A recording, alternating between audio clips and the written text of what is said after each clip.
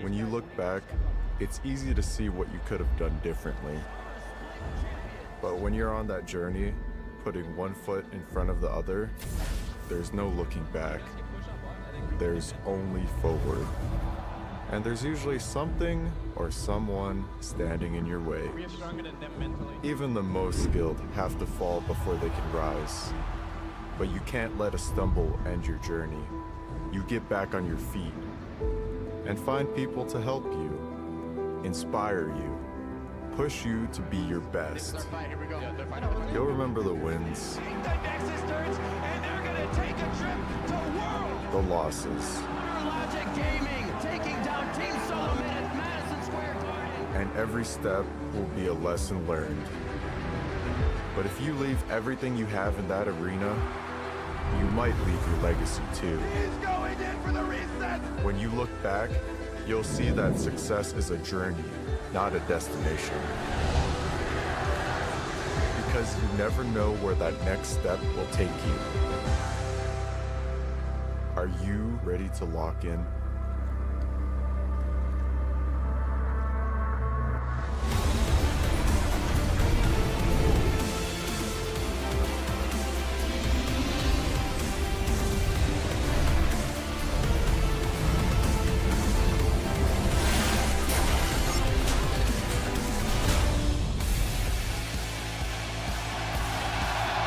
Welcome, ladies and gentlemen, to the North American Summer Finals. We're coming to you live from the Air Canada Centre in Toronto, Ontario. We've been long overdue for a Canadian Finals, and the fans here are amped up, ready to cheer on Cloud9 and TSM, who battle today for the title of the North American Champions. Amazing cosplay scene in the house as Dunkmaster Darius, TSM fans, and Twisted Fate has eyes on the wrist, as TSM gets that weld in effect one more time before hitting the rift. Cloud9 fans as well showing up in droves. Team swag all around as that team leader, Jensen, and the rest of the crew, he leads them through the arena, being the man in the mid lane and one of the very big reasons they've made it to this point today. Hello, everyone. I'm Rivington Bisson III, back on the analyst desk today with Mark Zimmerman, Alberto Crumsren, Hefo, and adding a bit of Sam Kobe, Hartman Kensler. Gentlemen, welcome to the desk. Boys, welcome back. It's going to be a fantastic day, maybe even more hype than yesterday. Thank you, Riv. I have to say, Darius is an amazing narrator. That was some Morgan Freeman level stuff right there with the intro video. That's that tear you were talking about as it comes in slowly. Well, we got to wipe those away, clear eyes as we look ahead to today's games. First, let's quickly look and review the playoff bracket. Immortals lost their semifinal bout, but rebounded in yesterday's match to take third place over Counter Logic Gaming. And today's final will determine the winner of the summer split, with Cloud9 battling through the quarterfinal and semifinals now to face off against Team SoloMid. In addition to the championship title, today's winners will also auto-qualify as North America's first seed to Worlds. The second seed will be determined by cumulative championship points earned across the season, and TSM is currently in first place, which guarantees them a spot regardless of today's outcome. But if they win today's match, that means they also secure that sweet first seed. Remaining teams will face off in the regional qualifier with seeding determined again by those championship points. Crazy stuff, a lot to be had here as the games go, and as we said, some teams kind of changing their faith in hopes of a win for others. But now the players are ready to take to the stage, so let's lock in with Black and Nola to introduce our finalists.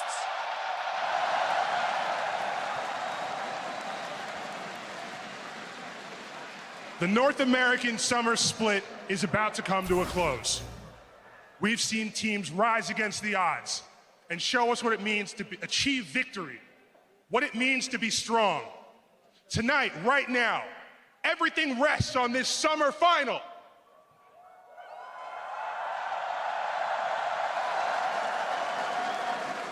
And so I say to you, to the thousands in attendance tonight, and to the millions watching across the world,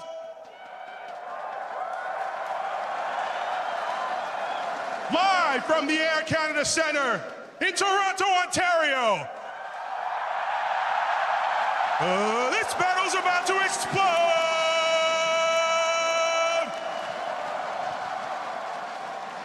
Introducing first, making their 5th appearance in the LCS Finals, and vying for their 3rd championship title, It's perennial powerhouse, Cloud9!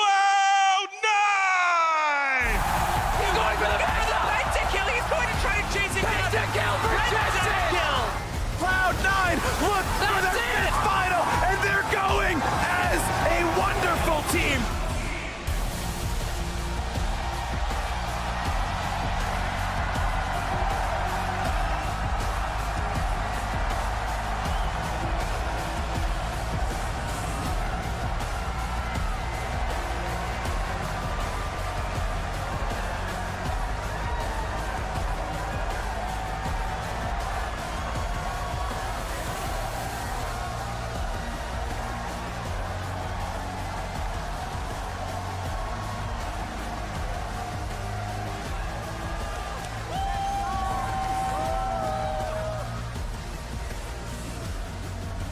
In the top lane, it's Season 3 World Champion, Impact! Jungling is 2013 Summer Split MVP, Meteos! Making his finals debut in the mid lane, Jensen!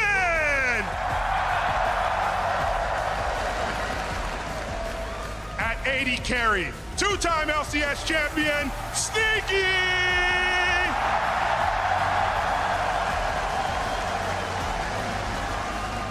Also, making his finals debut, it's supporter Smoothie! Coaching for Cloud9, it's Reaper! Toronto, make some noise! This is Cloud9!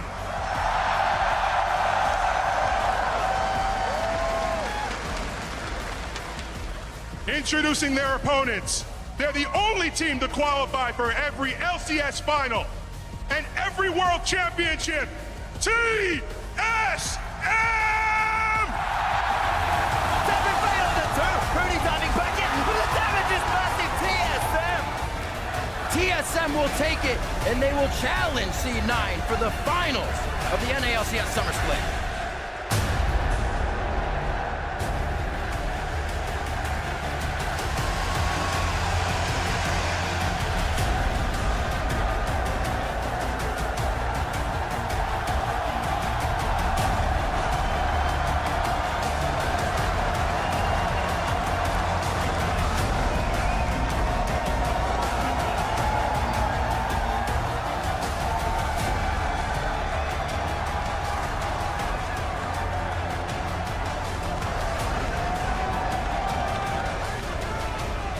In the top lane, semifinals player of the series, Hauntzer!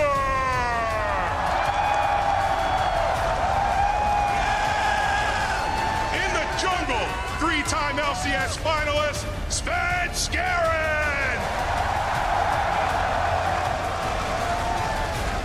It's three-time LCS split MVP in the mid lane, Bjornsen!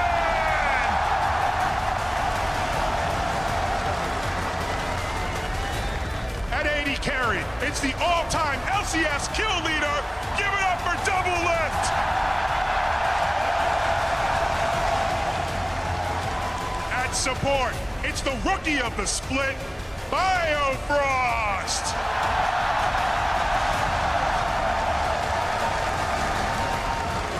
And coaching for TSM, the coach of the split, Parth.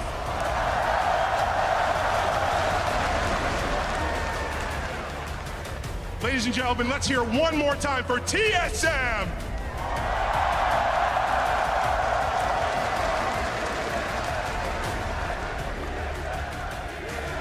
One last time, let's give it up for both our combatants, Cloud9 and TSM.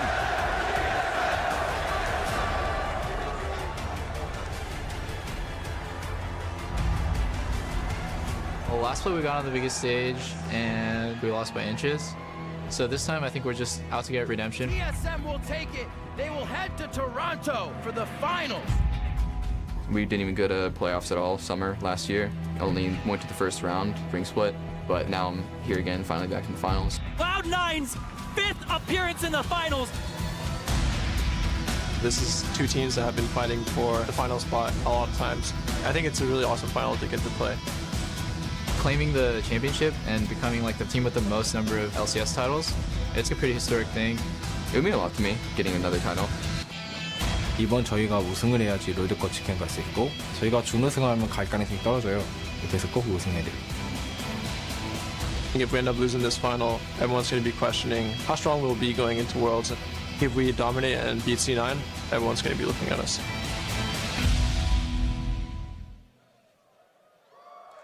An incredible abundance of energy here coming from the crowd. Same as yesterday, even turning it up to 11 and 12 here for these teams. And I actually have to compose myself so I don't just play-by-play the rest of this cast because I am overexcited right now for this game. Hey, just settle down a little bit, Riv. You're frothing at the mouth a little bit. No more energy drinks. We're going to get into this one quite soon. While the teams are about to ready up on stage, let's get into this matchup. Neither TSM nor Cloud9 are strangers to the championship match. They have a storied history of competing against each other in the finals. Last time these teams faced off in the finals was 2015 spring, where TSM ultimately defeated 3-1 Cloud9.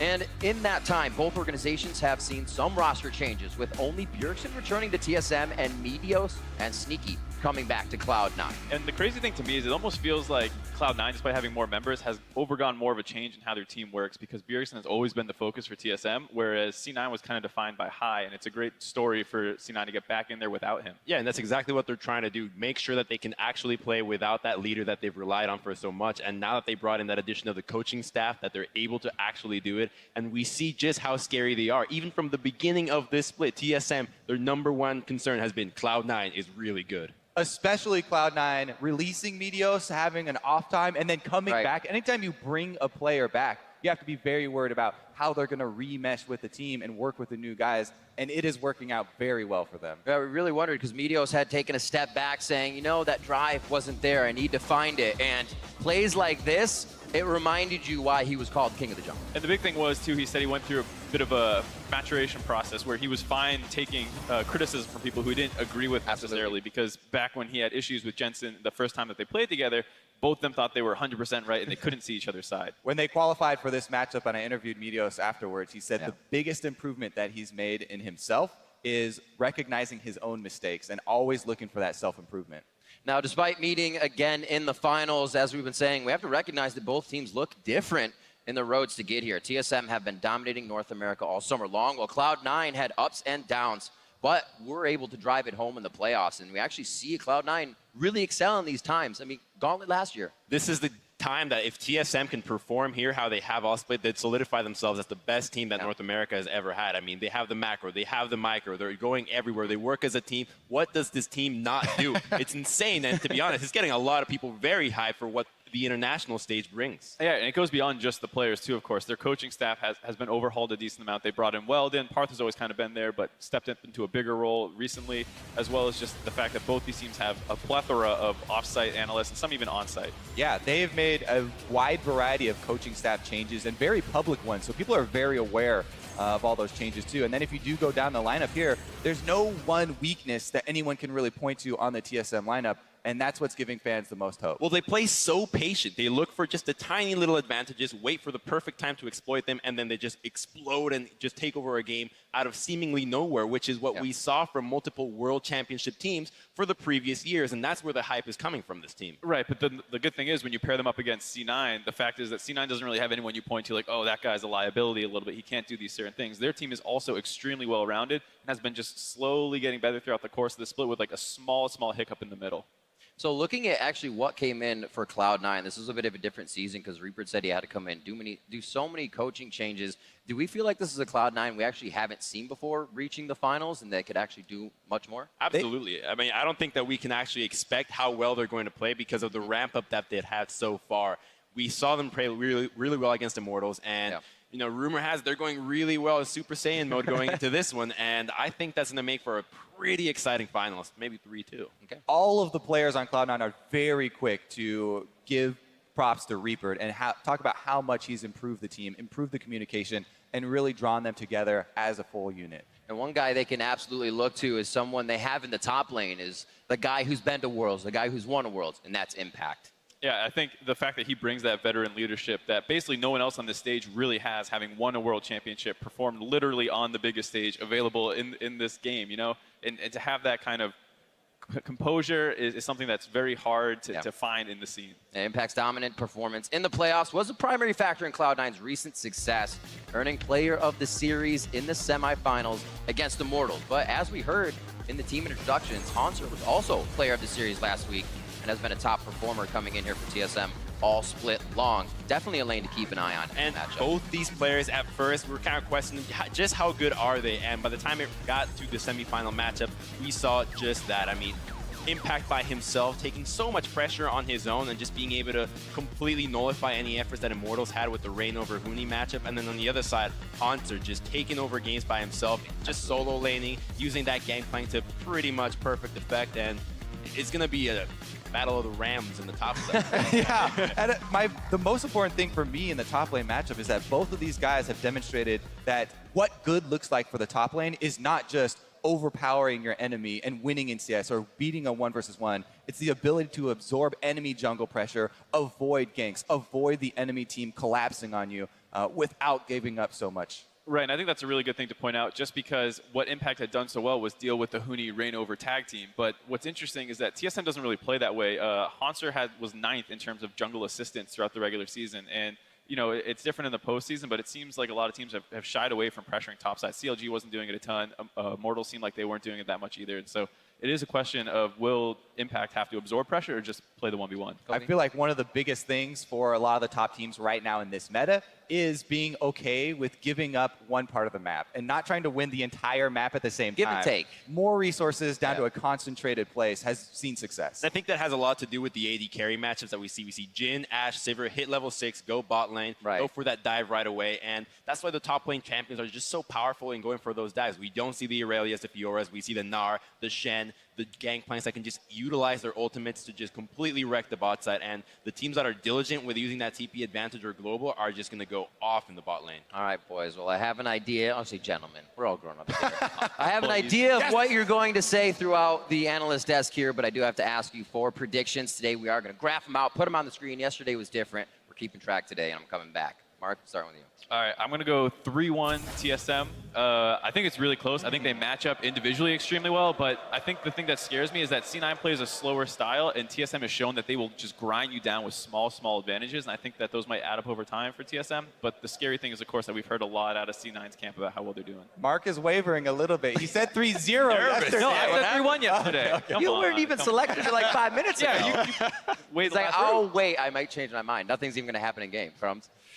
I'm going to go with TSM 3-2 for this. I don't think that it's going to be a very lopsided matchup. And even that prediction seems a little bit risky just because of how close these teams are.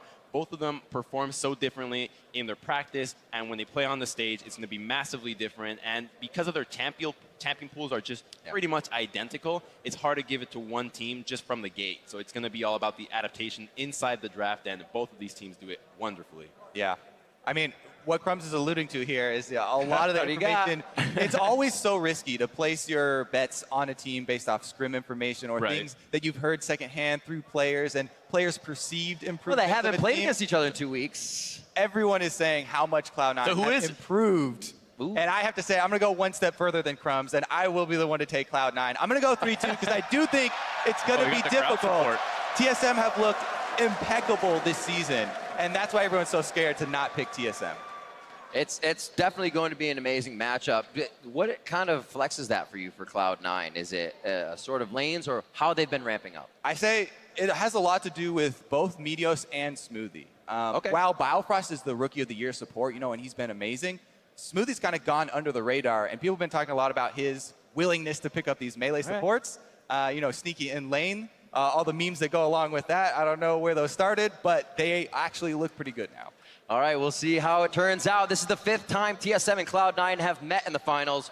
In their previous final matchups, each team has been victorious twice. This is the best of 5 to win the best of 5 now, and their rivalry is something Bjergsen has known since his start in North America.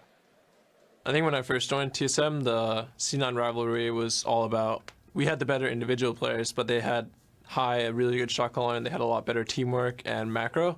So every time we fought them, everyone was like, is TSM going to smash them in lane to snowball? And C9 was kind of considered the smarter team. I think they're more consistent, and I think obviously TSM and C9 are really different teams, and I don't think their rivalry is as it was back then. But when I first joined the team, that was the most hyped up match, was facing C9, who was our rival. Hello, everyone, and welcome to the main event. We are here to crown a champion. I am David Freak Turley. The men to my right are my favorite Canadian citizens. I think it's actually a true statement. I thought about it for a while. You guys are the top two. Isaac Azale Cummings-Bentley and Joshua Jat Leisman.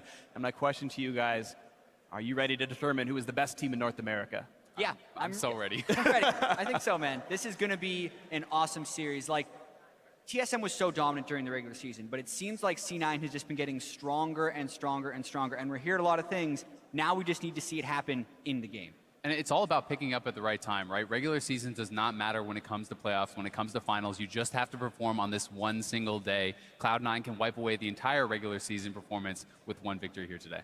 And you'd seen they had done that last week when they took on Immortals. They were the underdogs, had not beaten them in any of the matches for the last year, actually. 0-4 in matches throughout the spring and summer split, and then they came in there and the 3-2 victory in the semifinals. Said, okay, well, now we're into the finals, the first time in a year and a half since C9's been there. And the funny thing is these organizations are so incredibly dominant. In my opinion, the two most dominant organizations in North American League of Legends. TSM, every World Championship, every North American final, only squad to win 3 North American championships, but Cloud9 right behind them with 2 victories, and now they're 5th finals. It's actually pretty important to emphasize every single North American finals. Yeah. That is ridiculous that they have had this level of consistency, this level of top performance. If TSM doesn't make a finals, if they don't win finals, it's a disappointment, period. Yeah, it's something that one of their players had talked about, saying that you can no longer pleasantly surprise TSM fans. Excellence is expected of you. And here they are being excellent once again into game 1 of the North American Summer Finals. Top seed for Worlds on the line. Syndra, Gnar banned away by TSM. No karma allowed from a C9 ban. As far as TSM is concerned, they've only had 3 games within the last month where you can scout their picks and bans. And when they played CLG, they were very targeted with those bans. So the Syndra and the Gnar being taken out very early are the 2 champions that Jensen and Impact have been the most dominant on. So it does look like they're still going with target bans. I really like the GP ban here. This was critical for both these teams in their semifinals appearances, and it's something that both teams are very comfortable first picking as well. So taking 2 of those first pick top laners off the table does make people a little bit less comfortable up there.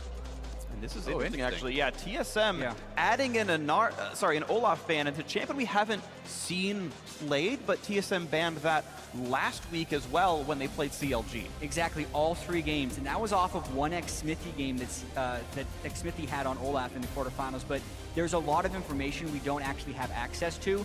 TSM probably wants to run some type of low mobility champion that can get beaten pretty badly by Olaf. So since I think it could also be a throwaway ban, and there's a lot of power picks still up for TSM to take.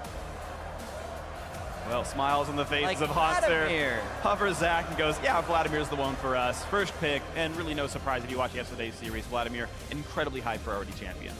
And Vladimir is something that, I was going to say with Olaf, people are talking about Taric-Olaf combo. That's a champion that has been rising a lot in popularity as far as supports go. And Vladimir Taric is very strong as well. It's something that is a little bit more situational, obviously. You want to have that matchup into melee supports, but a very strong option. Of course, some of the synergies that normally are there with Vladimir, movement speed being a primary one, Karma and Sever not allowed to tag team, although you talk about Vlad and Taric being a nice popular combo. Other teammates there around as well, but now it's C9's choice to make their own options, and the question is what style do they want to play? We've seen teams like CLG go for more lane dominance and play Sorakas and Karmas in the bottom lane, or of course there's the perennial tanks here with the early showing of Trundle support with a Shen top. Yeah, and that doesn't really leave that much wiggle room either, because a lot of times an early Trundle pick can be flexed between the support and the top lane role, especially considering that Impact had so much success absorbing ganks and still being a carry threat. That is a little bit harder to do on Shen, and it also allows whatever pick TSM wants against it. With that being said, GP and Gnar are 2 of the best picks against Shen, and those are already off the board because of bans. definitely does work well. And one of the difficult things about Gen, as far as avoiding that aggression, is the way to be aggressive is also your way to be defensive. You have to use that Shadow Dash, your taunt, to actually go in and get those good trades. And without that, you really cannot bully people out of lane at all. But if you ever do that, if you ever go aggressive, you can really be punished heavily by these enemy junglers. And even though these two teams don't typically camp for top lane very much, if you start learning tendencies, right, these teams have had a week to watch the tape to see how does C9 play, how does TSM play. Oh, we found some openings, and you can always change up a style if it makes sense against your opponents. And Jin and Echo locked in here. Echo, something that has been extremely popular in top lane of late. Huni playing it non-stop yesterday, even putting his own twist on the build, going for that Titanic Hydra. And we also have to consider the type of playoff meta that's going to be developing in North America. The two teams in the finals were scrimming both CLG and Immortals, so they're going to share a lot of the power picks that were strong in those scrims that are going to be happening on the stage. So that's why we're saying if you watch the games yesterday, you're going to understand these power picks. Vladimir and Echo were huge for Immortals, as was Jin. I know that's happening pretty globally as well, but those are three power picks really for TSM. And we're not seeing counter picking happening yet. It's just the power picks. I also really like the Jin pick here, specifically because Sneaky is known for his Jhin, right? He's so good. So not only is this a power pick, it's also a takeaway. Take Sneaky off of one of his very best champions and put him on something else. What's interesting here is the fact that Rek'Sai has gone so late in the draft. You talk about power picks. Rek'Sai has been the queen of the jungle in a certain sense here, most popular jungler by far. And C9 kind of gets it at a bargain very late on. Now at this point, the teams are only counter-picking back and forth. We've already seen 5 unique roles picked in the first 5 champions, so now it's just, what's your matchup going to look like? Yeah, I also think in the first game, since it's a long 5-game series, there is a little bit of feeling out and trying to get the other team to reveal their hand. You don't necessarily know if a team prioritizes Rek'Sai or Gragas, so when you see that Cloud9 will immediately go with the Rek'Sai, it means they have a very tanky team. TSM still has the chance to take some type of shredding champion if they want to, and we're going to get to see if they do go for the Gragas or if they try and mix up that jungle match. Also really excited to see what Jensen's going to go for here, because he does have that last pick, counter pick, and going into that Vladimir, a lot of people have been struggling with these lanes, but Jensen has showed us a lot of different champions. Yeah, and his counter picks have been super high value. The Syndra has been his most played throughout the playoffs, and it's also fairly tricky to play assassin-type champions against a Tahm Kench, which has been banned by a lot of teams against TSM and played consistently by Smoothie. It's another one of those picks that has been taken away. Can't wait to see what Jensen has because they're targeting this counter pick. Two of the most common ones are Cassiopeia and Malzahar, and you mentioned playing assassin types is hard into Tahm Kench. Well, with that Tahm Kench picked up, I would not expect Malzahar. We know that Jensen's had somewhat of a unique champion pool. He's brought out things like Vel'Koz when it was uncommon for other mid laners to do so. He's been hovering this Xerath for a very long time. As the 10 seconds tick down, they're using this time for Reaper to talk to the team and tell them, here's what we need from you, here's how we're going to play the game. He knows the team comp already, and Cassiopeia, I think, the unsurprising last pick here, as Jensen will bring it out. And he's going to go Ignite, which really speaks to his confidence about winning this lane. He wants to be able to go aggressive. He's not playing Ghost, more that kind of utility that a lot of people like to take on Cassiopeia, but going to be going Ignite. And if Bjergsen is going to take Combat Summoners, not take TP or anything like that too, the lane is going to be very explosive, and a lot can be decided by these early minutes of the game.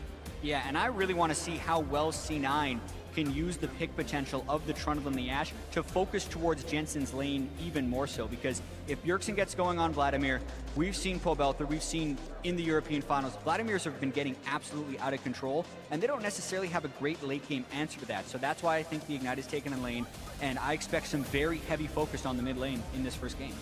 As long as the gank's gonna happen, if you can make Rek'Sai and Cassiopeia train down on a Vladimir, then good for you, but it's been difficult. One of the reasons that Vladimir's been so popular as an early blind pick mid laner, because you rely on your outplay ability to get away from those matchups and not get killed off at all.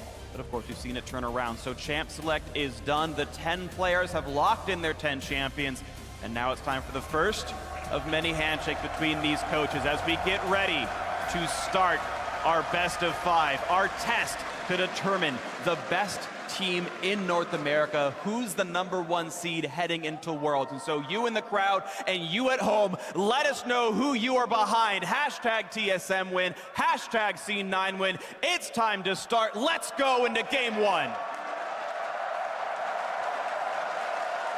This game 1 is going to be so important for gaining momentum throughout this series, for asserting your dominance, and really for dictating the picks and bans for the rest of the series. You know, if you can shut down a Vladimir early in this game, maybe you don't need to ban it out, but a lot will depend on that.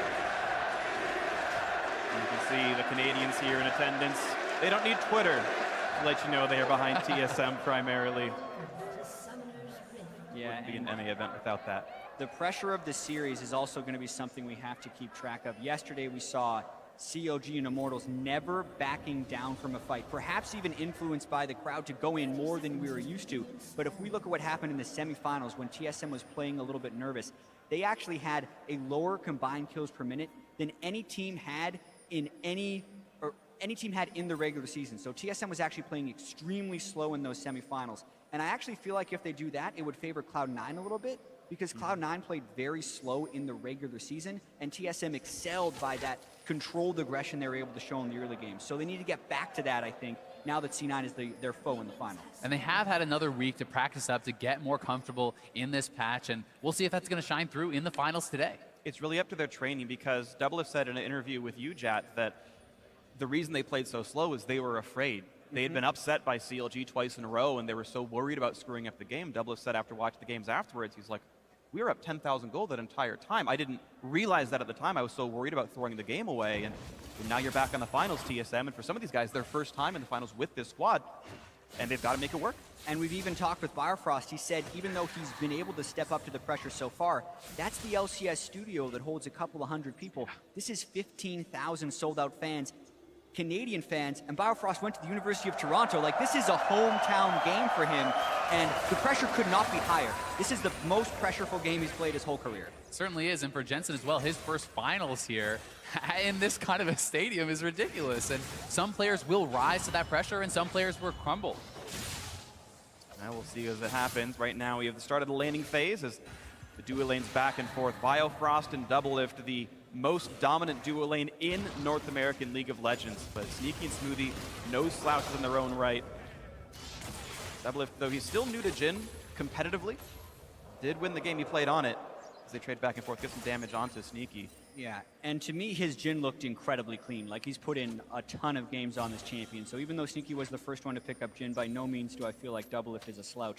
And just based on this lane matchup, I feel like the Tahm Kench is a little bit better than the Trundle here, and I'm expecting TSM to have a little bit of lane pressure at the start. I also think it's pretty interesting because Sneaky is so known for his Jhin, and Smoothie has made a name for himself on Tahm Kench, so they're extremely familiar with the champions that they're going up against. And you have at times seen people kind of get caught off guard, you feel, by playing against Tahm Kench, and this is not something that should happen whatsoever here. Yeah, and I also want to talk a little bit about the two melee supports, because we spent a lot of time talking about range supports throughout the regular season, and then TSM did triple melee supports all throughout the semifinals, and actually split to Lost Lane, which is a big departure from the giant CS differential they had during the regular season. Ooh. Oh, really Last nice attack by trade. Hanser not worth. Yeah, he let Impact get the grass pit off, which is just worth more than a phase dive. Corruption Potion might be able to sustain him up, but that's great for Impact. But here we go. That's the exact thing you can do with Tahm Kench if you ever get pillared off. But basically, if they do try and get too aggressive in the bottom lane, the junglers could very well punish, which is one of the reasons we're seeing fewer duo lanes try to get that CS lead via a ranged support matchup, because the melees are better at gank follow-up, and the junglers are just super strong at ganking in this current meta. Absolutely. Gragas and Rek'Sai both have flash into some kind of knockback, and life gets hard when you've already been CC'd at the start of the push. So right now, gold has been close to equal. Looking at the two mid laners fighting back and forth, and it's Jensen and Bjergsen, the two Danes in the mid lane, and it's a very, very tight timer right here. Only a 3 CS difference, but a slight lead for TSM's reigning MVP mid laner. So far, so good. Pretty equal game. And it's Sunsaren to make the first move into the enemy jungle, getting some vision down there. A couple wards on the top side allows Hanser to play much more aggressive. You can see as levels go in, Jensen getting those extra skill points in Twin Fang starts really bullying the opponent out. Yeah, we do have to point out that he did switch out the Ignite for the Ghost later on, so he's going to still have that teamfight presence. But even then, you have to respect Cassiopeia's damage in lane because of the Twin Fang spam. If you ever get caught out, she will run you down, and he'd also be at risk of a dive if they really got him low. The blue buff here too is massive. Cassiopeia does so much damage, but you're really heavily gated by your mana, especially before you have a tier, and he's not going to have to deal with that because he got gifted the blue buff, one of the advantages of having Rek'Sai. And it was a he might get him! He won't quite die to the poison, I don't think. Oh, he does! Oh, Oh, he burns down! Bjergsen did not expect the output, and Jensen claims first blood at level 5. The solo kill on Bjergsen, the MVP, to start things off.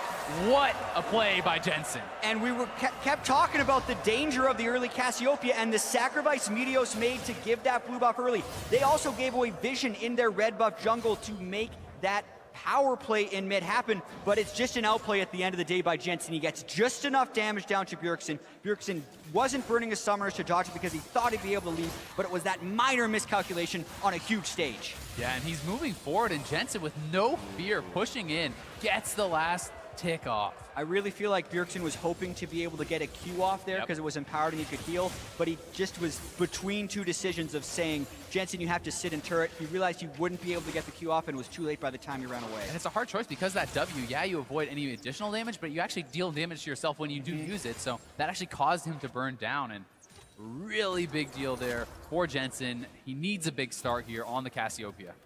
And now his start's going to be huge. He's got a million mana. Even though his blue buff is timed out, he's not only got the Tear of the Goddess, but also now the Lost Chapter for the extra mana regeneration. And you were mentioning earlier the fact that Ignite might have been important against Vladimir, but Cassiopeia is a naturally Morellonomicon user. She'll get the healing debuff on him anyway by the mid game once the item comes through, so the healing debuff will be there. And C9, in one of the best starts they could possibly have, getting these items in early for their star mid laner, their carry. Certainly, especially when you consider the fact that C9 is running such a tank-heavy setup. There's a lot of onus on Cassiopeia, on Ashe, to actually get that damage out. And it's such a huge boon for Jensen to get that kill on a Bjergsen because we've been talking about so much pressure and momentum that goes into this. Not even having to burn a summoner for that solo kill. In this two-threat composition with a strong tank line, we see teams completely trying to funnel kills into those damage dealers. Yeah. And when Jensen gets one on his own, boy, it's nice to have a mid laner like that. Full mana, Lost Chapter, thank you very much. It's really just been a difficult road ahead. Bjergsen doing the best he can to keep up in farm, but once again, gets the pain train down. If you land the Noxious Blast, the Q from Cassiopeia, you'd get a move speed buff and you chase him right in. Yeah, and it's so tricky right now because Svenskeren, you really want to visit that lane, but the vision control is being pushed up into their jungle, so TSM is a little bit restricted from being able to gank there. During the regular season, Svenskeren had a really high jungle proximity percentage towards mid lane. 27% of his pre-50-minute time was spent within 2,000 units of Bjergsen. That's dropped off in the playoffs because they have different focus. C9's has gone up, and it's more evident than ever that they kind of need that in this game after the solo kill, but it would be incredibly dangerous. Speaking of danger right now, trade back and forth in the bottom lane, but Biofrost just shepherds double lift to safe. Here he is. Here comes the attempt. He's going to get the knockback in. A lot of damage. Jensen flashed the way. He's running for dear life with the Ghost and gets run it back around on Bjergsen. Decent damage. And now Meteos in the fray as well. 2-on-2. Shenalty comes in, and suddenly TSM in a 2v3. They don't like this one. The flash. Oh, he doesn't quite land it, but the arrow from downtown. Sneaky secures it. However, the trade kill comes back through. Nicely done by Bjergsen, picking up Jensen, making it a 1-for-1. And as Hanser walks down, actually a decent trade. Beautiful team coordination by C9. We talked about the mid lane focus, and every lane assists in that kill on the turnaround gank. That was the danger Svenskeren was going to undertake by going for that gank, and it backfires. Definitely did, but it's at least a 1-for-1 trade. You know, Bjergsen's able to actually get that kill onto Jensen, so not too bad, all things considered. And here we are going to have that gank once more. Actually thought Jensen could have flashed that, but maybe he wanted to try to bait it in a little bit. And he is going to be able to trade a lot of damage out here as that Shen ulti comes in. It feels like they're springing the trap, and watch this here from Jensen. The flash is actually, I think he actually body slammed him out of his taunt flash. Yeah. He taunt flashed into a body slam. That's so well done. Actually, watching that again, it does appear to be just the smallest bits of nerves for C9, like not flashing the ultimate from Svenskeren either speaks to some overconfidence or some nerves, and that could have been avoided from the death for Jensen on a couple of different areas there. And like you said, it was a 1-for-1, so despite C9 using all those ultimates and pitching in so much, being able to trade the kill is actually pretty huge for TSM. And the recipient of the kill, I think, more important as well. Both these teams, actually, I guess Hanser is a threat in himself, but Vladimir got a kill, but the tank Shen did on the other side here. So only a split two ways assist for Jensen means Bjergsen gained more on a comparative level. And mid lane back to dead even now, and you can see just by the way these guys are positioning themselves in lane, Bjergsen was getting a lot more confidence because of this. He's picking up a lot of MR. He's very close to his Spirit Visage now, which is going to be massive for him. We walk back into this game as Impact just trades blows with Hanser, but you can see sort of the payout that's been happening. TSM, the gold deficit only 3 to 400 despite being down a kill. They're farming quite nicely for themselves. These two tanks battling back and forth. They don't quite have the damage to kill each other off as they attempt to sustain through each other's damage output. Scarin hoping to upset the balance here. Shen wouldn't like that, but it's going to go for it anyway. Doesn't quite land the stun. A good taunt to get out of parallel convergence. And TSM converged on him. Impact has been trading heavily with Haunter, but he's never blowing his flash. He's respecting the chance of the gank, even though he could cut out more of an edge for himself in lane. It's not about the 1v1, it's about playing to the jungler, respecting your opponents. And speaking of the junglers, Scarin really trying to get pressure into Meteos' jungle, and Meteos going with a really odd build. He actually completed his Yaram's Fist first. I've almost never seen that in pro play here, and then the Cinderhulk component. I think it's actually just about stacking up the passive for additional HP with the Bomby Cinder. You want to be super tanky, Strength of Ages as well, and trading happening in the top lane. Better damage coming through. Impact getting the better of it so far as Haunter puts in the slow, runs away, and says, yeah, all right, Time Water hits you. I'm going to back out of this one. Yeah, I think as you talk about Meteos' build, I've seen him build that item specifically several times, and it's not just as a necessarily a component of Titanic Hydra. He just sits on it quite a while. It was his first item after his jungle starter, so a lot of times you'll see the Sightstone or the Cinderhulk, but I understand the stacking component and fights are happening. Hawk's in a bad spot, but also a nice fight in the bot lane. The pillar catches Biofrost, who doesn't have a way out and just dies. Doesn't even pop the gray health, and now Doublelift's in danger. He's gonna go down. A double kill for Sneaky. C9 2v2 outplay in the bot lane. They don't get one, they get two. And that is such a huge swing right there, because we've now seen 3 essentially solo deaths from C9 over TSM. TSM's greatest asset throughout so much of the year, they've been saying, is their skill in the solo lanes. But if any team was going to match them, it was going to be C9. And right now, C9 is surpassing them. And at the same time in the top lane, Impact actually forced out Haunter's flash. They're getting advantages all across the map. What a game so far by C9 as we watch this 2-on-2 again. Yeah, and Biofrost gets caught by the pillar, doesn't use his stick skin in time. Doublelift was sticking around thinking that fight was going to extend. Doublelift didn't heal either. That was just a miscommunication and lack of using the skills properly, and then he just gets hit by the arrow, so everything goes wrong for TSM in that duo.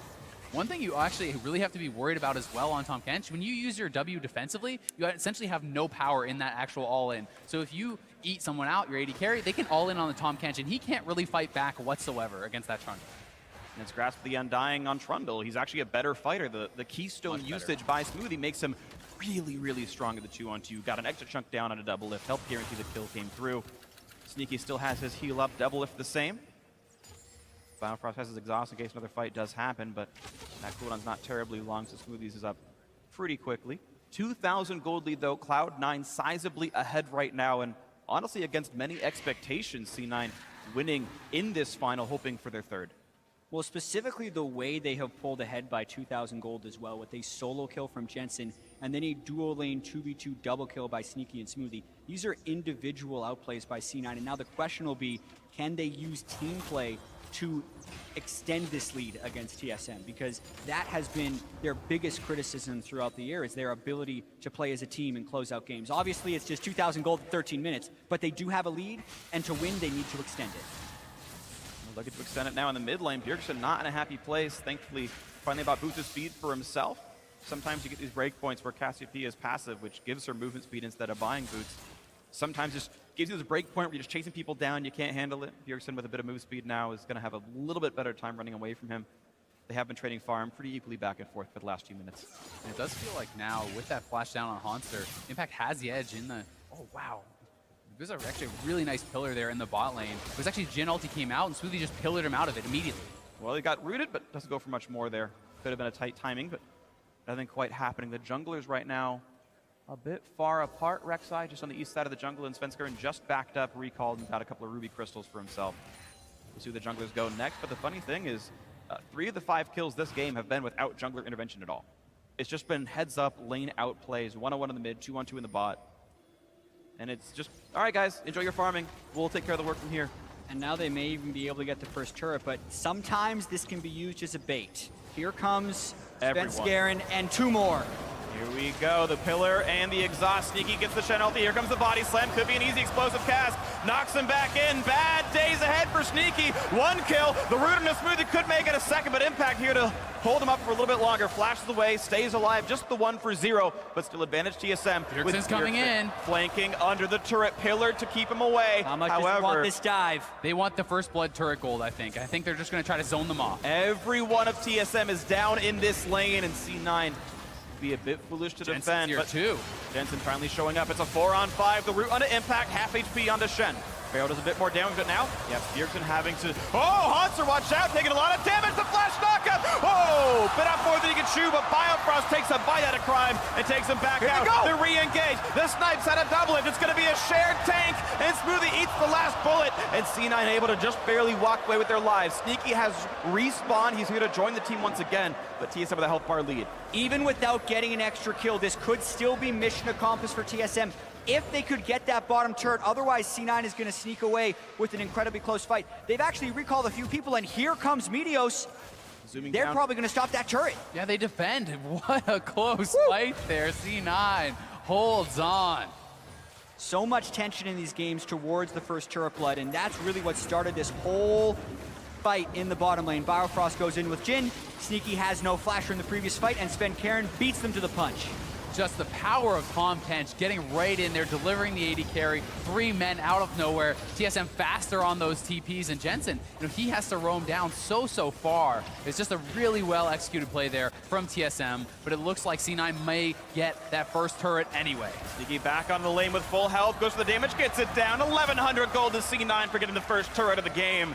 And you can see Cloud9's gold lead now over 2,000 because of this. Meteos lurking around to the side. He knew Sven Skaren was recalling on that brush. He pops the sweeper and gets rid of it. You had both junglers there in case something did happen. Meteos once again spots the enemy jungler and just jumps out towards the Drake pit. Yeah, and now it's really a struggle for TSM to keep vision of their own jungle since they have lost that dual lane, giving up the double kill. They sent all 5 people bottom lane, did get a kill back, but could not get the turret. Now the Drake is up. Hanser cannot join, but Impact could. So TSM would have to be very scared about trying to stop this. This is risky. They're waiting for the barrel. Explosive cast, nicely played on both sides. Sven Skaren hoped for the smite steal or the explosive steal, and C9 just waited out the timer. That Q has to blow up on its own after a few seconds. They played it right, and a Mountain Drake to C9. If they can keep pressure, it's one of the best offensive Drakes in the game. But if C9 starts getting behind, it doesn't do anything for them. Yeah, as far as late game win percentages, it's actually the best by quite a bit. Getting the Barons, getting those turrets, it's all about objectives in the late game. That is what it helps you to do. And Hanser now basing will pick up his Triforce, and this is a key moment in this matchup. It's a time where finally you get to start battling back.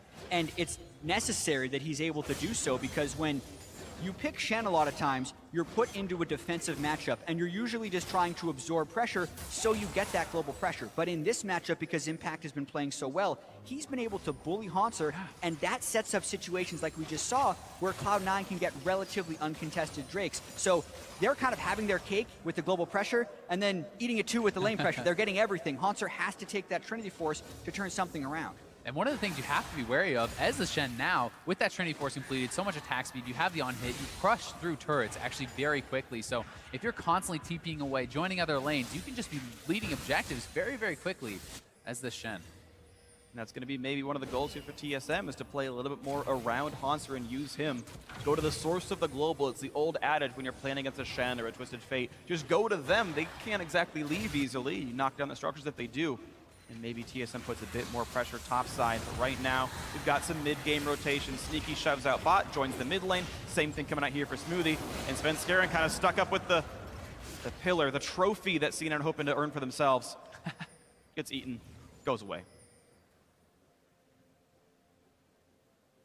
Becoming a pretty tense game here. C9 did jump up to those early lane kills, but it hasn't necessarily snowballed ahead in CS. And I feel like TSM is trying to control this game a little bit. The pace had been getting away from them, even though they were a fast-playing team in the regular season. They haven't been able to get control early, and you do have to slow the game down a lot of time if you are behind to hope you can manufacture some kills. And C9 really looks like they're on the hunt for more of those kills. They want to keep things going. Smart flash by Sven Skaren. Ooh. Arrow was there. If the taunt landed, the arrow would have lined up perfectly. That's coordination between Impact and Sneaky. But if he hadn't flashed, he would have died. Sven Skaren would have been dead, but he made the right choice going for that one. No Rift Herald picked up this game, and you see the lane swaps that came through. C9 eventually sending their dual lane top side. TSM making the right choice to not match that. They're behind. How about they take a turret instead? And that should be a 1-for-1 turret trade eventually. Though C9 are a bit slower on the play, this should likely fall down shortly. Yeah, and it's going to be pretty tricky for TSM to defend, but I actually feel like they're going to be able to because they're swapping back Doublelift and Bifrost, and C9's already been punished for trying to finish a turret while Tom Kent is on the way in the past. Yeah, they could actually look for a play here with Jhin ulti available, Tom Kent ulti available. If they actually stay too long here, C9 could be in trouble, but I think they sense it. They're backing off. Don't want a repeat of that bot lane fight. It looks like CNN are waiting until the map resets a bit more. For one, Enchanted Crystal Era is still down. For two, wait till Haunter's over in the bot lane so you can use the global advantage that Impact has by stand uniting, teleporting back, whatever he needs to do. Right now, Impact is pressuring bot lane, so Haunter must join him, and now C9 can try to face that 2-on-2 one more time, and maybe this time they'll actually get something for it. Looking at the build as well, Doublelift has Ghostblade and the Serrated Dirk, so he's almost where he wants to be. It'll be interesting to see if he goes for a Maw or a Duskblade, if he's worried about being dove on top of. Aside from the Shen and the Rek'Sai trying to dive in, they don't have the greatest ways of punishing the low mobility carry, so I wouldn't be surprised to see a Duskblade. I also think in combination with the Tom Kent, right, that's even more safety, so I would prefer the Duskblade here. Both are obviously very viable, and I just think that Tom Kent, you need to use that support to allow you to be more aggressive, and a good way to do that is through your builds. Definitely agree. I think we expect to see the more offensive build of the two. Only really 2 items it can turn into at this point, so we'll see what it ends up being. 2-on-2 still battling back and forth, and it's still been a fairly close trade. The Hurricane done for Sneaky means he always has the wave clear edge. He can get out of that lane. You see it. He's walking down the river past the Scuttle Crab looking for a chance on mid lane. Drix would have to pool under the Enchanted Crystal Arrow, but even that could give mid lane pressure. And then Sneaky will walk right back up when the wave rejoins. Yeah, but even looking at the gold, this game has slowed down and it's benefited TSM. 10 minutes ago, this was a 2,000 gold lead for C9, and over the last 10 minutes, which are oftentimes the mid games where teams can run away with games, TSM is closing it to be an even closer game. However, they have been losing tempo while doing this. C9 just needs to make sure they can keep falling those turrets to extend their lead. And the Dragons, right? The next one is going to be an Infernal. If C9 can continue to pick up those objectives, they're fine with this game going slowly. An Infernal would be a huge one for them. You see both AD carries kind of going to have to consider their recall timing soon enough. They're both sitting on over 1,000 gold and will need to cash in on their next major item by the time this happens. Sneaky has more than enough for Essence Reaver, and Doublelift has more than enough for a BF Sword at this point to push their build forward when that Drake does spawn. Yeah, and I also want to talk about Cloud9 just a little bit as a team, because a lot of people were criticizing their macro play throughout the regular season, which they have shown some weaknesses in. But whenever the game is actually very slow and drawn out, can be when C9 is at their best. With the weakness in the macro game, if they have a long time to set up plays and make decisions, it's actually good for them. It's when the macro decisions accelerate and they have to make the decisions instantaneously is when they struggle. So the pace of this game is actually strong for C9 throughout the split. And they've talked a lot about how they're improving on that throughout the split because of Reaper coming in, turning them from essentially this solo queue squad, as they like to say, into a more coordinated team that has made it all the way to the finals. But meanwhile, you have TSM, who just have been so good at this skill set. You had Bjergsen talk about in his MVP interview how much he respects Doublelift for having those really sharp, impulsive calls that are aggressive, that are on point, and said it helped him learn to be a better shot caller because of how Doublelift approaches the game. And here we have them squaring off for a Drake. Yeah, and we know C9 has a small advantage. They've been battling over wards. This is where TSM has been able to excel for most of it, but Doublelift just recalled to finish his Duskblade, and they're probably losing this Drake. He's not at the right time, and the Drake does go down. Svenskeren down to half as well. Pillar helped with that, but the arrow is in this one. But a nice chomp by Biofrost says, yeah, what's Ash going to do when I eat your prey away? But now here comes the attempt on a turn. A lot of hits come through. Shenalty to join this one. Stand United going to be there, and here's the 5-on-5. Bjergsen exhausted, has to kite away. Maybe there's going to be a bit of a re-engage as the Dancing Grenade comes through, hits a few members of C9. A taunt comes back in, looking for damage on a Biofrost, pops the gray health. Impact's going to take the Duskblade. He's going to be all right with this one. Svenskeren now low, under 1,000. Smoothie, dangerous as well. The flash in, but he hits the wrong target. Doublelift does not click the right champion. Could have gotten a kill. Instead, they all walk away. Only the Drake losing its life, but now suddenly Haunter back in this one on the front line. He's all alone. He's out of health. Oath back in. He can't quite kill off Smoothie, and another huge mistake. TSM overstepping. And for once, we don't see TSM acting as a team. Hauntzer thinks the fight's still happening. The rest of TSM goes to push mid. They get the turret, but they lose on the hero TP play. coming back in from Impact. They want to chase. And he's got flash. Bjergsen's got a flash way to stay alive, and he's going to get out. But he almost overcommitted himself to knock down that mid turret. They did get the objective, but C9 got a kill and a drink. And now it's what can C9 get on the back end of this play? Can they push down mid? Can they get anything back? Because it's TSM with low health bars, and C9 is back out on the field. One of the biggest criticisms for C9 was their really poor Dragon control rate. Well, that's actually been able to change this game thanks to their solo lane superiority. And as long as they can continue to control these Drakes and have somewhat favorable fights, they're in a pretty good position with the strength that Jensen and Sneaky are starting to accumulate. Definitely are getting pretty big. 2 kills on each of them, so 80% of C9's kills are on their 2 carries. That is a good sign for the team as they grow on. Infernal Drake, the best Drake to have if you have a gold lead, generally speaking. If you're ahead by much, it really cements your stat advantage. C9 in a good spot. Titanic Hydra already completed here on Meteos as well, and at level 13, that's a really big power spike with the Titanic Hydra. You actually have a lot of backline threat on someone like Jhin. It kind of peters out towards the end of the game, but at this point, if he gets on top of the Jhin, he can solo kill him. And I think that's one of the big things here. It's all about hitting that break point where they can kill the Jhin by getting the tunnel in. Specifically, a level 13 Rek'Sai, like this is a point in the game where it's actually a joke. I think Rek'Sai just crushes the Jhin in a 1v1 with that Titanic Hydra. But later in the game, they're still going to be able to push that break point deeper by adding the Shen into the mix as well. Then it all becomes about whether or not Tom Kent can devour at the right time, and there's going to be a ton of mechanics in these team fights to decide this game because we're still only 1,000 gold different 26 minutes in. A tight game could definitely be decided by one good team fight. We've seen that back and forth. If you watched the finals over in Europe, Spice were winning fights with a 10,000 gold deficit. Sure, they still lost the game, but this chance happened. CLG known for their comeback wins as well. The best teams can still make it work, and we know TSM are one of the very best teams here in North America as they look to make this comeback happen in game 1. Ulti opening up. Gonna hit Smoothie, slow down. There's a nice body slam in. Looks for Jensen, but the explosive cast does not put him into the team. So far, so good for Cassiopeia. Flashes out, stays alive, dodges the snipe, and the fight is in. Sneaky with a Hurricane, looking for damage. There's a flash knockup. They're gonna go for Biofrost. That will be TSM's Canadian sword going down. They find one. They're looking for 2. Bjergsen's caught up. There's 2 for C9. 7-2 on the scoreboard right now, looking towards Baron. Would be very risky still to go for that Baron. Can they actually do it this early in the game? And some bases are happening. Meteos could all back. They do have Cassiopeia and a Mountain Drake, so the threat is very real. They want it. Full health. They can start it, and they're going to force Double It, Svenskeren, and Hauntzer to stop them. Here comes the attempt. Void Rush back in the mix. Impact full HP. Looks for a knockup. Can't quite get on Svenskeren, but it's still TSM low on health. Baron didn't reset. 3,000 health. Svenskeren's not in range to steal. They got it. C9 gets the Baron. They've got a 4,000 gold lead. They make it and Hauntzer. catch on Hauntzer. They force his flash. Debilitating poison wasn't there quite in time.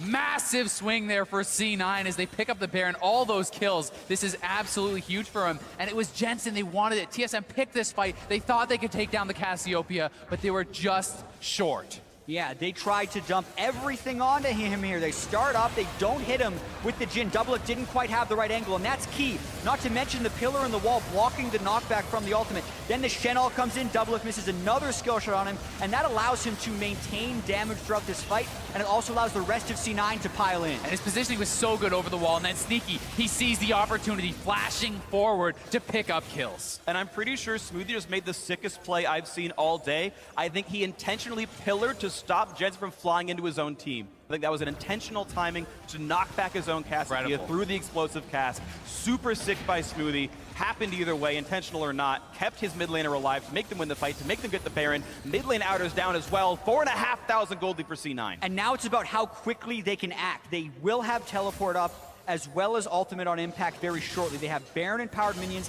and TSM, while they do have wave clear, it's not incredible, and C9 does have the ability to just push down these turrets with brute force. Down to half HP already. Smoothie tanks the snipe, doesn't care. Deadly Flourish, not able to do a trundle right now. This turret down to 15%. Bot lane slowly getting worked on by Impact. And one thing C9 has to be careful about, it's a 2-carry comp. Their comp is so revolving around Sneaky, around Jensen. They don't have their flash up on either of these guys. They need to be super careful because if they go down, gold lead or not, Baron buff or not. Yeah, the initiation could be womboed between Svenskeren and Hauntzer if they can get onto the damage dealers. If not, it could actually mean the end of the game with a Baron buff up if TSM engages and fails a team fight. it's over. So that's why I think they're being pretty conservative. They know the game is still within reach, and they're just trying to mitigate the damage this Baron power play does. And meanwhile, Cloud9, I think, playing the proper amount of reserve. They've gotten some significant turret chip down, but they also know this Mountain Drake spawns in 3 seconds. They peel off a little bit early to make sure the wards are there. This entire jungle, you can see the red health bars from wards. C9, one last stab at this mid turret because they found the rotation, but there's a Mountain Drake waiting for them now, number 2 to be picked up. Focus on objectives, calm, collected play here from Cloud9, who does not seem to be affected by the nerves at all. And I would have to say that it looks like TSM is a little bit affected by the nerves. Uncharacteristic solo and duo deaths in the early game. Yeah. Poor angles on a lot of the skill shots in that critical team fight from Doublelift, opening us up his curtain call on the edge so that Jensen could just simply flash away from it, and then also missing his skill shots later in the fight. More misplays than we're used to seeing from TSM, and C9 is punishing them relentlessly. You truly are. You're seeing a incredible start to this match so far. The fact that it began the level 5 solo kill and C9 have never dropped the gold lead ever since then. This Baron buff still on for a few more seconds, and it will be enough to also knock down bot lane tier 2 TSM. Just don't have the wave clear and the movement speed to get these objectives in time. Keep in mind, Cloud9 even kills them faster thanks to these Mountain Drakes, and it's just a world where TSM can't keep up. These item breakpoints are coming in so quickly for C9 off the back of this. GA just gets picked up for Meteos. Impact Vision is his third item. You know, we have almost a 4-item Cassiopeia here at 31 minutes in the game. This guy is going to be a menace in the team fights. Definitely will be.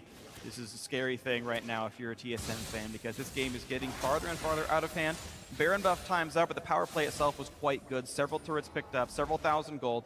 And as the map resets, there won't be any more objectives for quite a while. It's 3 minutes on Baron, 6 on the Drake, so it's going to be basically contestable objectives, these turrets that TSM can hide under and defend themselves. And it'll be a question of how much C9 wants to try and push the tempo. With double Mountain Drake, they have such pressure innately around Baron because they can kill it in under 10 seconds very easily with double Mountain Drake Cassiopeia. But they still have Ash Arrow and Trundle Pillar, so if they really wanted to, they could try and aggress and catch TSM while they're waiting for this Baron setup to happen. And so much of it is just going to be about the vision around Baron. They must maintain full vision control to look for those picks, to look for the sneaky Barons, and really force TSM in a situation where they have to make kind of that lose-lose decision. Do you face check in? Do you just let it go? There's only so many vision tools for TSM. You can throw some barrels from Gragas over the wall. You can snipe with Jhin. The shots reveal as they go through the distance. You've got one blue trinket, but only one on TSM right now. It is honestly a bit hard to see what's going on. In situations like this, when you're the losing team, you often see 2, in rare situations 3 blue trinkets because you need to be able to cycle your vision towards Baron. You look at what TSM sees right now. Nothing in the river. TSM was setting up beautiful Baron baits against COG last weekend. Well, C9 is in a position to do the same to them. Yeah, and we'll be interested to see if they do make that swap as Baron does spawn. Still a minute 30 before it is up, and you know, if C9 is still looking in that area, we may see TSM make the swap. Sure. Any pro will tell you can start this early if you want to. Wards last 2.5 minutes, pink wards last forever, and they're playing it so well. Like, now look at where C9's vision is. TSM to go past their own jungle, then to the river, then to Baron, and the 3 phases in a minute and a half probably not going to be successful here for TSM. They may take option number 2, push straight up mid and try to force the team off of Baron, try to force the team to come to you, which is also very risky when you're at this much of a deficit. And you keep talking about the items. It's another one completed, the Infinity Edge being finished for Sneaky. Makes even the brute force team fights advantageous fights for C9. I really feel like TSM has to pull off some type of crazy maneuver, or C9 has to really fumble an initiation, because the item difference is actually even greater than you would think a 5,000 gold difference would be. Jensen even has enough mana, or money I should say, to finish his Archangel Staff. Ben's caught! Yeah, and because Ben's caught, the flash into Devour. Biofrost keeps him safe for now. Bjergsen exhausted, running away for dear life, but Sven still burns down the poison. Beautiful Just pillar! too much for him. Pillar to buy a bit of time. Huge knockups, and here comes the backline access. C9 have already picked up one, but how many more can they really get? The snipe comes through, Meteos takes him out, and it's gonna be a whitewash. No one from TSM can stand up to the damage output. Incredible fight, and even though Biofrost saves their jungler temporarily, they used the eat there. He had to use his flash, they used so much, and C9 saw the cooldowns used, and they committed to the fight. And you have to kind of wonder why TSM was up that far on the map. They didn't even have vision behind them, and they were up there. Svenskeren gets caught at the start, and with C9's immense lead, they just chase them down. I loved Smoothie's aggression with the Flash Pillar and Impact's willingness to ult the support to secure the big fight. And with Respawn's timer still coming through, C9 already available to knock down Baron Nashor. 2, 3, 4, 5, and TKO. That's Baron knockdown for C9. The quick recall to reset, and what could be a game-winning push over the next 3 minutes. Massive lead now for C9. The rich get richer. Yeah, last Whisper now on Sneaky. That was really the last thing he needed. And we'll watch this fight once again as Sven. He's trying to counter jungle. He's way too far up there. And look at Biofrost. He has to flash forward to save his jungler, who ends up bleeding out. And at this point, they have no other means of retreat because they've already used their flash and Tahm Kench. What a pillar. The pillar perfectly sections off 3 people from TSM.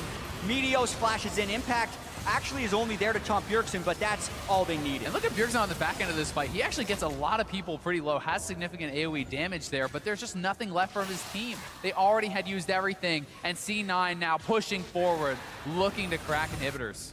2 available inhibitor turrets specifically. Top lane tier 2 is still alive. We'll see how much C9 can get. They've reset, they bought the items. If they want to go back and grab Elder Dragon, they can. And it's just based on what they think is optimal with their shot calling. Do you want to double up the 2 buffs? Do you want to grab Dragon at the end and keep the push going for 2 more minutes afterwards? That's just up to how they think they can pressure the map. Yeah, Impact split push pressure should be able to take a turret against Haunter. That should be a bit of a duel. And actually, TSM's going for the fight right now. Teleport behind They C9. need to block for Sneaky. Okay, takes 1 shot, gets the shield. That'll probably time out without doing much more. Svenskeren on the side, Haunter there as well. Looks for Jensen. He's got onto the back line, and it's going to be the attempt to peel. Here comes Bjergsen in as well. Svenskeren gets out. They picked off one of the carries. Now it's just up to Jensen, and he's got Bjergsen on top of him. He's trying to take him out to save this fight. A quick Zonia's pop, then double up, picks off Smoothie. It's 2 already for TSM, but Bjergsen running down. He will bleed out, and that's not a good thing for TSM. Haunter's neck. Impact is there with a killing spree because they kept Jensen alive. The knock up here, and it's going to be another kill picked up, and now it's Doublelift alone, running back into his base. He gets some support back from Svenskeren, but it's still enough damage. They finally do take out Jensen. Then overall, it's a 3 for 2 slight Impact lead. wants it. And it's there, the battle on top of the inhibitor. 2 tanks facing the tank and the AD carry. And take it back, 3 kills on each side here. An equivalent trade with a giant gold deficit and against a Baron buff. That's pretty good for TSM. With no last whisper, Doublelift hardly scratches the super tanks on C9, but he does do damage to the other guys. And in this fight, TSM jumped the gun very quickly, didn't let C9 set up the split push, and saves themselves in this game by going for this fight. Yeah, and Sneaky getting caught out here. Did not have his summoners. The collapse comes in from all sides. Svenskeren on the left, Haunter from the top. TSM piles in as they see that they can take down the AD carry. And it's so key that TSM got access to the squishies here. Being able to kill Sneaky eliminates one of the threats. And even though Jensen was kept safe and was the main damage dealer in this fight, it was 1 threat instead of 2, and you can see the massive difference that makes. Doublelift had a lot of time as well, the rest of TSM, to kind of wear down this team that was sitting on about a 10,000 gold advantage before this fight. A little bit of over-aggression from C9 down the stretch makes it an even fight, and now C9 is going to go around Elder Drake. And looking for it right now. 8 kill lead, the gold still up 9K for Cloud9. You saw a lot of damage come out of those players, but Doublelift putting up 6,700 meant he was absolutely there to put in the punishment. With this dragon up, we'll see if C9 can grab it. He still doesn't have flash, but it's almost up, and that will be critical for next fight. Biofrost gets tagged! And no one can save the Tahm Kench. He's gonna take a lot of damage. Pillar in the back line. Meteos knocked around. Impact in the front as well. But here comes Haunter looking for Sneaky on the right-hand side as Biofrost gets whittled down as well. Haunter pops the ulti, gets back, stays alive, jumps forward, running out of HP, and suddenly will get taken out. Jensen gets the poison onto him. This time, finally, they do pick off Bjergsen, and that is the mid laner gone. A 2 for 0. C9 with complete map control now as Biofrost looks to snipe one in the back, and he pops the Guardian Angel off of Meteos. 4th shot a little too early. I'm not sure if it would have killed him, but it would have been close. Either way, Meteos able to walk away with his life. And C9 moving straight to the top side. They want to get more pressure on this base. Fights that start with Biofrost having to devour Svenskeren are not good fights for TSM to be having. He's trying to get vision, C9 is punishing it, and now instead of going for Elder with the double mountain, they're opening up the inhibitors. It's going to be inhibitor number 1. Absolutely still 20 seconds on the solo laners of TSM. Cloud9 gonna go for Nexus turrets here. They don't want a Dragon. They want game 1 right now on the Nexus turret number 1. 3 going down versus fast. 5. Damage on a sneaky Double mount, Drake. certainly helps. Turret number 2. 5 seconds on Hanser. Here comes the engage. And just barely Double stays alive. But look at the damage up. When he's already picked up Tom Kench. Here comes Hanser. Nexus turret still alive. Damage on a Smoothie. They've already picked up 3. And suddenly C9 taking a little bit too slowly. Smoothie burning down. Hanser stays alive as well. Merlin helping certainly a little bit here. It's a 5 versus 2. The Solos trying to keep it up. Bjergsen burning down. He's going to lose his life. That's it! As they go. And game 1 goes to Cloud9.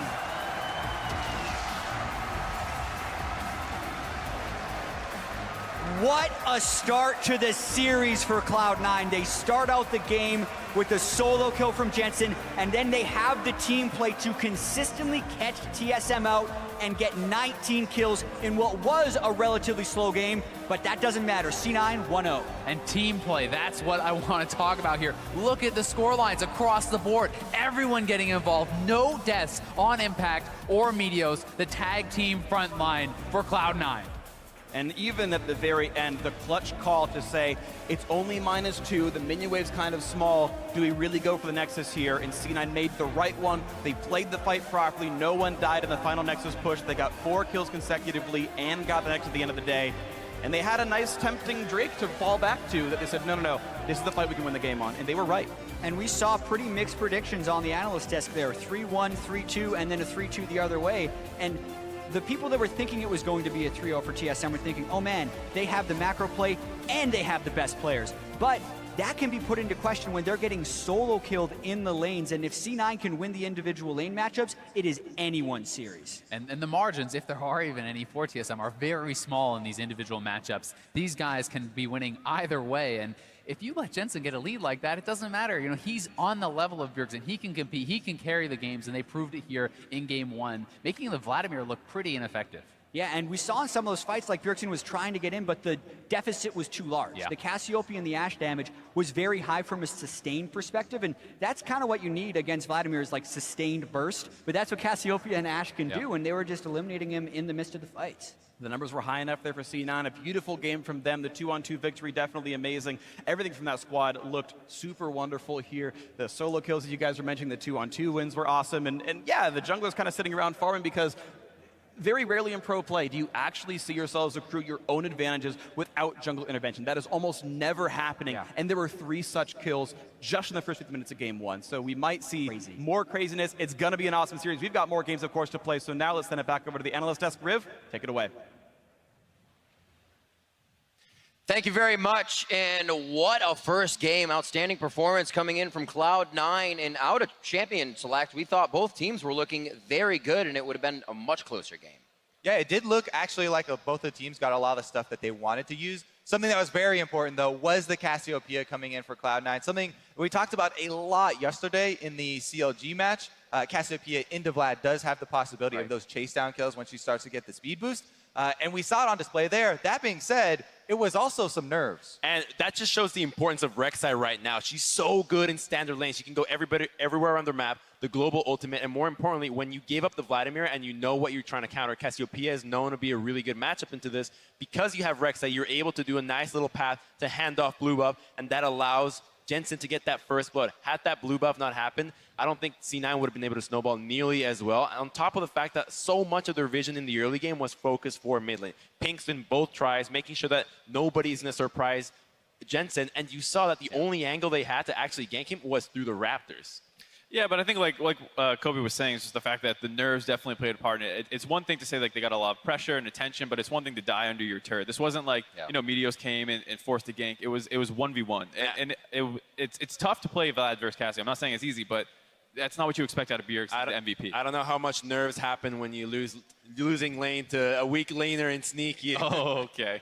Whoa! Bringing up the bottom. It's a meme. He's obviously referring to the bottom lane double kill, which was huge in this game. As they talked about it on the desk with the casters, double lift and Biofrost dying 2v2 double kill like that has not happened. Like, we have not seen TSM die in multiple lanes almost the same time without jungle pressure. I mean, even outside of it, Sneaky was so good at Ashe. The arrows for the mid lane fights, the arrows setting up on the taunts when you're rotating around the map, just playing him so well with Hawk. It was so impressive to see that this Ashe pick might become a way more contested pick than that Jhin. Absolutely. We saw the early kills. Kobe talked about that first blood. Our first replay is going to be at 8 minutes. This includes the fact that TSM's trying to get back in. Those jitters we were talking about because summoners weren't used to save Jensen. Right, there were some mistakes on both sides, right? See, here is some mistakes from Cloud9's side as well. I feel like this they could have baited and got out of it with just a kill for themselves. But Jensen, you can path around this corner and not take that turret shot. Because he took that turret shot, allows Bjergsen to get the counter kill. And that kind of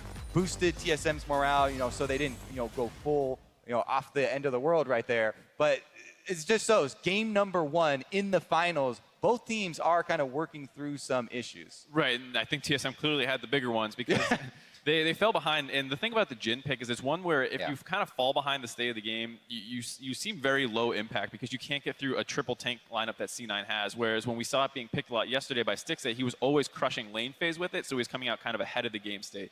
And once you fall behind through these jittery mistakes, perhaps, it's so hard for a Jhin to get through a Shen, a Trundle, and a Rek'Sai and try and melt through that front line. He just is basically an ult bot, hoping that his team can set him up. The drawbacks of these flat armor penetration builds that are so good at snowballing, and so prevalent, not going to be able to get through those tanks. Right. Well, when you don't have the snowball, you're kind of forced to find the fights you can. 27 minutes in, we had pretty much our first 5v5.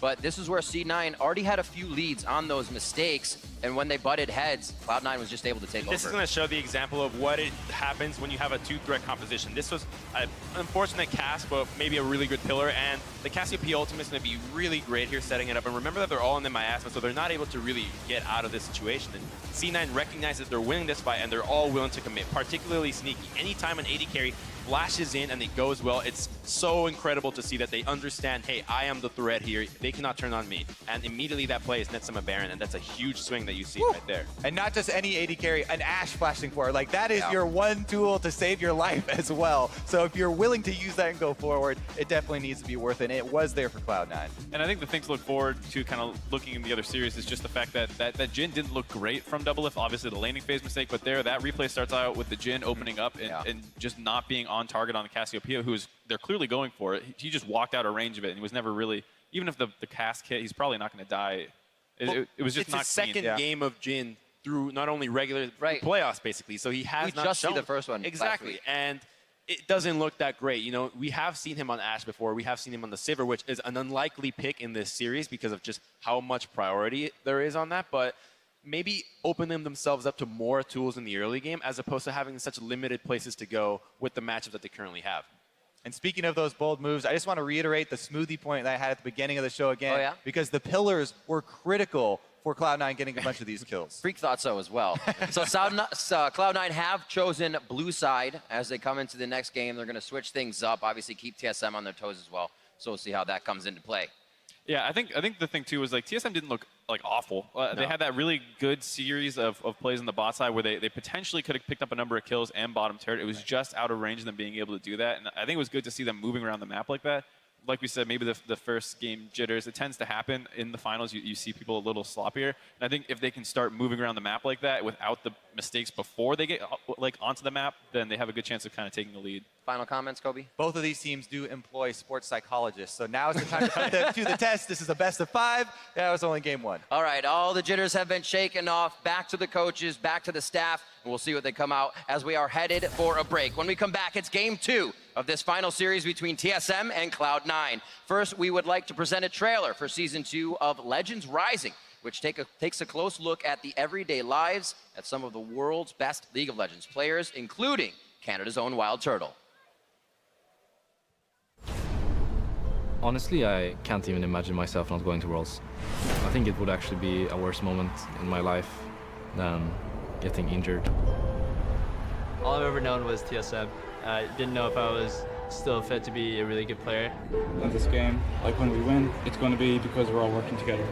我之前的在打 B 的队友就基本上都退役了嘛，而我的目标的话就是想拿一个 SCA 的冠军嘛。一年也是没机会上场，然后第2年就是被禁赛，我都一直没放弃。而且他们不能守了，换吧，感觉就换。Decidi que eu queria voltar a jogar. A minha mãe, ela chegou pra mim e falou que eu devia realmente lutar pelo que eu queria, que era melhor eu fazer algo. 너무 많이 당했잖아요, SKT한테. 그래서 가장 큰 무대에서 저희가 복수하고 싶어요.